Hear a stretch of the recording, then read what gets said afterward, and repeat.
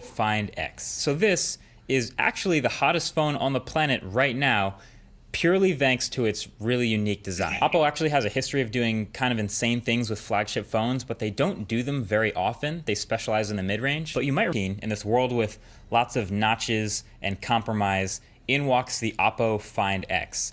The specs, even though they're excellent, are actually probably the most boring part of this phone. So 45, Adreno 630, 8 gigs of RAM, 256 gigs of storage, a 3730 milliamp hour battery, Bluetooth 4 is the design, because that's the reason this phone is so hot right now, is the industrial design. On the surface, it looks very modern, a lot of bezel anywhere. That's the main focus in 2018, full screen, rounded corners all the way across the front of the phone. But if you look around even more, there's actually elegant touches everywhere.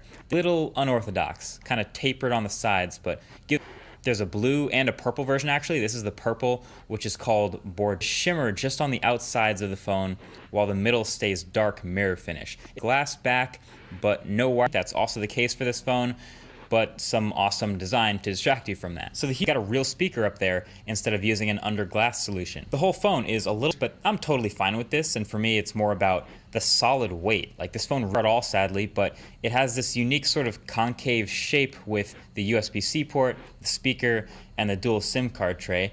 And man, there's just a lot of little unique of like a liquid glass melting into itself. And there's no rear facing or front facing camera at all. Yeah, until you open the top. The entire top of this phone is motorized for both the rear-facing and front-facing camera sensors. Okay, so to achieve this, 93 points to just get a front-facing camera in the phone somehow. Things like sealing and make it easier to break. And this is right off the bat. And surface moving, you think about maybe if one grain of sand gets in there, that could be a problem too. It's easier than you think. Obviously, Oppo trusts this a lot though, because your camera, which you use all the time, and the front camera, and a suite of other sensors, including a dot project ignition. That's right, so we look at the phone to unlock. It's actually pretty cool. It just pops up, looks at your face real quick, and then goes back down all in about, it's as secure as Face ID, I honestly, then impressive to me out the box. This thing is crazy, man. And you also have to consider things just out of curiosity. With this motor, if you push down hard enough, the camera just closes. The motors just decide it should be closing and it retracts completely. Probably pretty smart, actually.